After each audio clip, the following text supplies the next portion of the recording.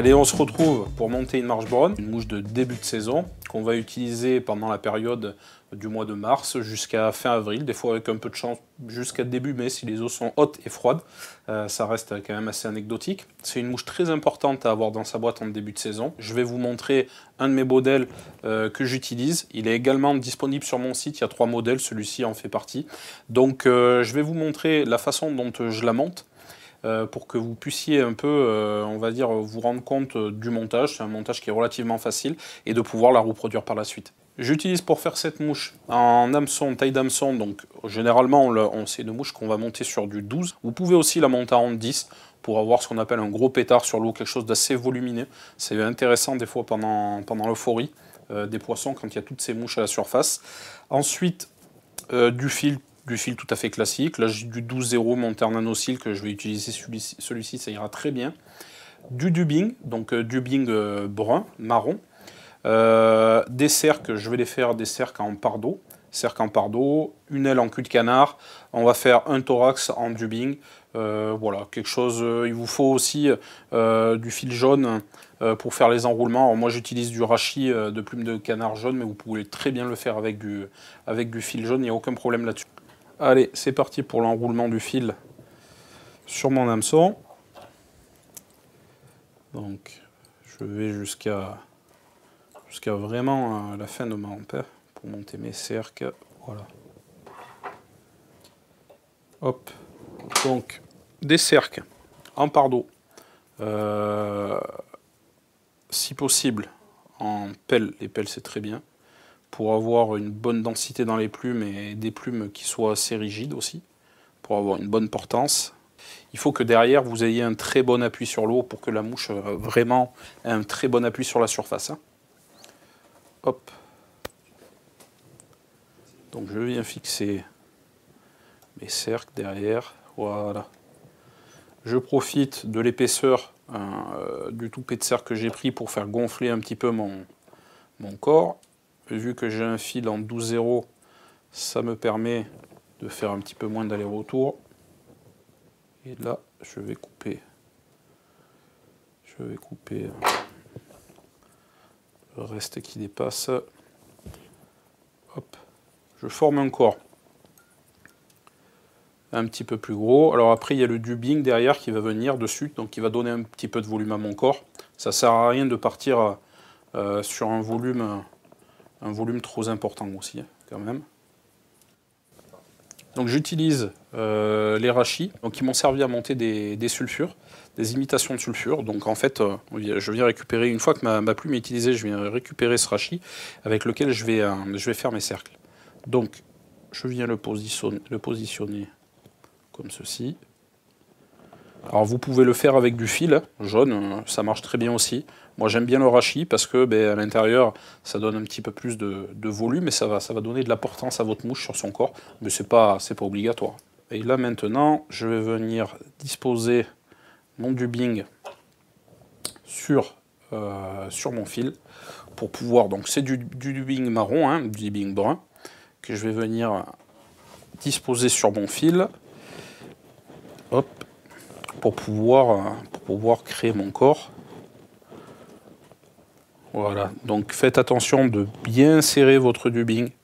Alors vous pouvez faire un dubbing loop, là avec ce dubbing là il n'y a pas de souci, j'arrive à bien le serrer. Et le fil 12-0, le fait d'avoir ce fil 12-0, ça sert bien le dubbing sur le fil. Donc il ne va pas y avoir de mou ni de trou. Donc je viens faire mon enroulement. Vous voyez, à chaque fois, je le torsade un petit peu, voilà, pour qu'il soit bien serré. Hop. Et je crée mon corps. J'en ai mis pile poil ce qu'il fallait. Hop, et voilà. Donc là, j'ai créé mon corps. Ensuite, je vais faire les cercles avec mon rachis. Tac. Hop. Je me rapproche, voilà, de ma tête. Et là, je vais venir le bloquer, tout simplement. Devant et derrière. Et voilà. Là, déjà, j'ai formé le corps de ma mouche. Je coupe mon excédent. Et là, on va passer maintenant sur la partie du montage de l'aile. avec le CDC. Il vous faut des plumes assez longues, parce que c'est quand même une mouche, une imitation de mouche qui est assez volumineuse, et il vous faut quand même des plumes assez longues. Hein.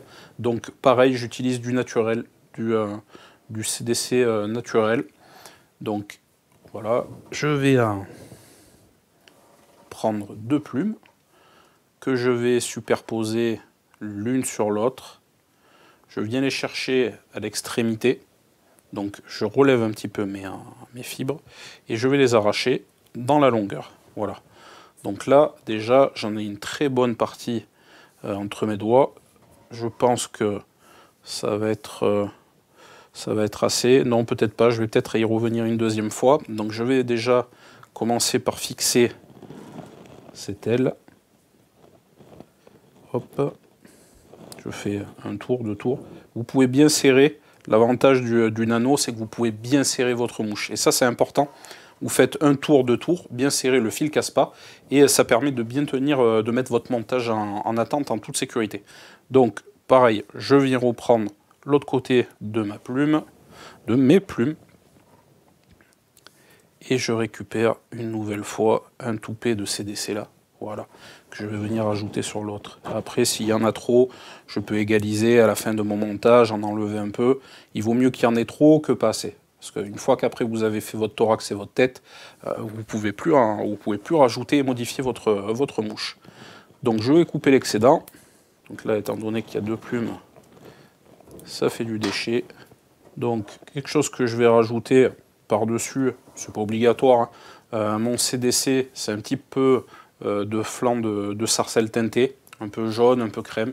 J'aime bien, ça donne un peu cet aspect de couleur crème un peu à l'aile de la mouche, des Sublimago. Donc je vais en rajouter un petit peu. Alors c'est pas obligatoire, hein, c'est juste là une touche personnelle. Hein, voilà.